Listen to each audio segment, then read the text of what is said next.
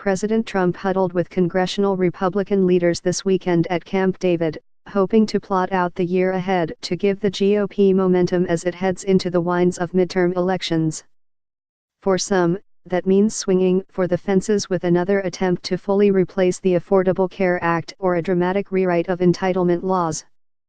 But any sober analysis will lead the group to conclude that, once Congress cleans up important must-pass items over the next 8 weeks, it should be a relatively quiet legislative year. That's because the political dynamics on Capitol Hill are set against some overly ambitious House Republicans and more reality-driven Republicans in both chambers. Given how aggressive Republicans were in 2017, failing on health care and narrowly passing a tax overhaul, this is not the time for big initiatives that could blow up in their faces. Republicans nudged one big agenda item, and veteran lawmakers believe now is the time to sell those tax cuts rather than launch another high-risk bid. Have to be careful, you know that, Sen. Richard C. Shelby, R.A., first elected in 1986, said, summing up the 2018 agenda. These longtime congressmen want to sell the Republican tax plan as part of a broad story about an improving economy, which includes the rising stock market and continued job growth.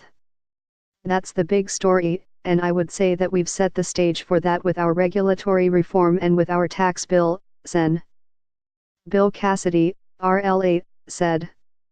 Will the tax bill help or hurt Republicans in 2018? It depends on who's talking. Cassidy, elected to the Senate 2 years ago after spending 6 years in the House, is temperamentally still more in line with the aggressive approach usually favored by House Republicans.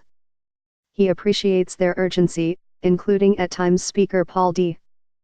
Ryan, R. Wisconsin, in wanting to use the tax momentum to move straight into another big effort like overhauling welfare. Nothing is ever accomplished by a reasonable man, Cassidy said, ascribing the George Bernard Shaw saying to rabble-rousers in the House. So sometimes the House takes on something which may seem unreasonable, but the importance they give it, and the vitality they give it, gives it a chance. That said, Cassidy knows that the Senate is going to be deadlocked by early spring, not a place where they will be cutting Medicare or reshaping food stamp programs. That's probably not going to happen on the Senate side, he said. There's no rule against passing major legislation in an election year. Some of the most important laws of the past 25 years, the tax overhaul of 1986, welfare overhaul of 1996, the Acai of 2010, came in heated election years. But those laws all had been worked on heavily in the preceding year, and in the case of the 1986 tax law, it began 4 years earlier. Ryan and Senate Majority Leader Mitch McConnell, R. Kentucky, have done next to nothing to prepare for anything as ambitious as rewriting welfare laws.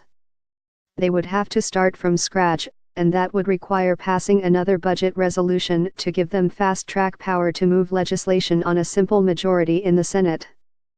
And the chances of McConnell moving a budget through the Senate are very slim.